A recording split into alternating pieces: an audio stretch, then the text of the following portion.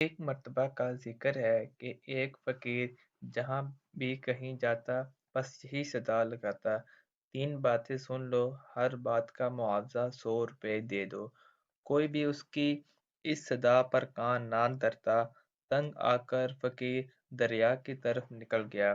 وہ کنارے کنارے چلتا جاتا اور بڑبڑاتے ہوئے لوگوں کو ستاتا چلا جاتا۔ اتفاق کی بات یہ تھی کہ وقت کا بادشاہ بھی سیر کے لیے وہاں آیا ہوا تھا۔ اس نے فقیر کو کوستے ہوئے سنا تو اس سے آ کر اس بلا کی وجہ پوچھی۔ فقیر نے اپنا تعارف کراتے ہوئے کہا: میں تھکا ہارا بد نصیب انسان ہوں، جس نے قیمتی سودا سستے داموں فروخت کرنے کی کوشش کی، مگر کسی نے بھی میری بات نہ سنی۔ بادشاہ بولا: فقیر، اب کہو، تمہاری شرط منظور کرتا ہوں۔ فقیر خوشی خوشی تیار ہو گیا۔ اس کے بعد فقیر نے 3 باتیں سنائیں۔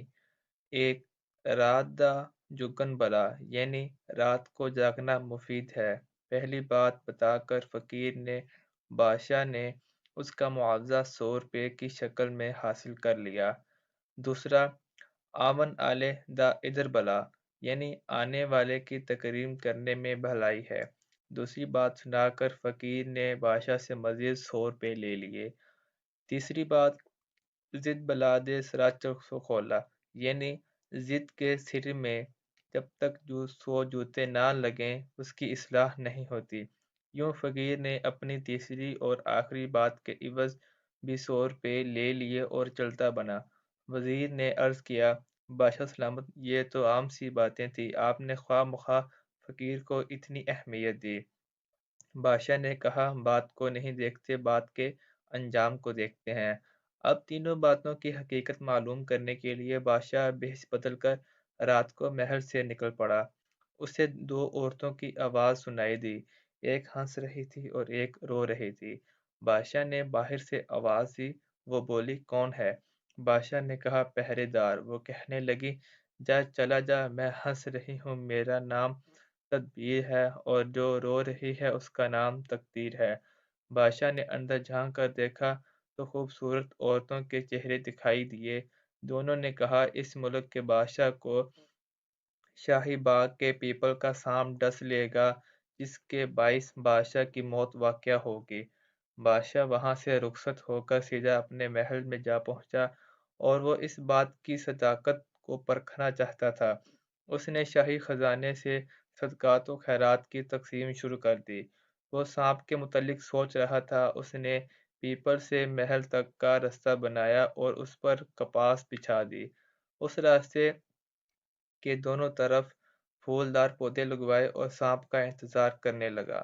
ایک خاص وقت پر سانپ پیپل کی شاخوں کے درمیان سے نکلا۔ اس نے زمین پر چھلانگ لگا دی۔ محل تک کا رستہ سانپ نے انتہائی آرام سے طے کر لیا۔ سانپ اس بندوبست سے بہت خوش تھا۔ محل میں پہنچا تو بادشاہ نفل پڑھ رہا تھا۔ سانپ نے پھنکارے ہوئے اپنے آمدیوں کا اعلان کیا: اے زمین کے ٹکڑے، بادشاہ میں آ گیا ہوں۔ بادشاہ نے سکون سے نفل کی ادائیگی جاری رکھی۔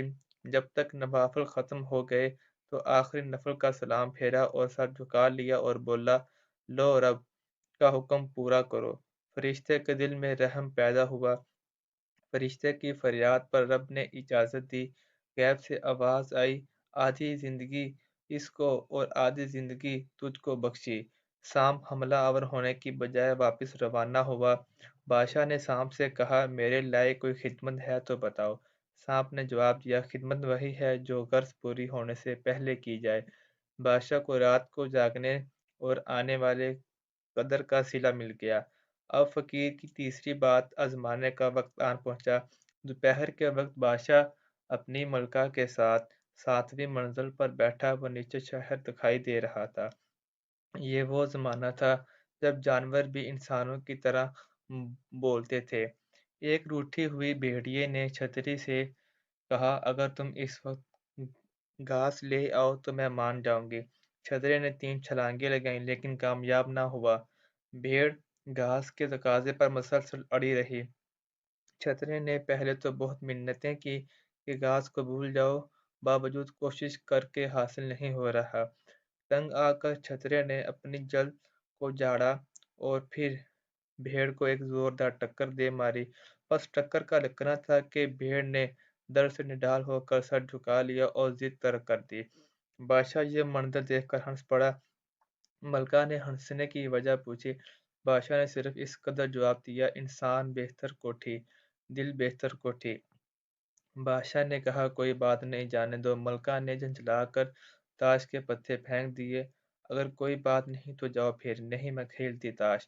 मलका की हर दरमी को देखकर बादशाह तैश में आ गया। उसने गुस्से में हालत में 100 मर्तबा जूती मलका के सर में दे मारी।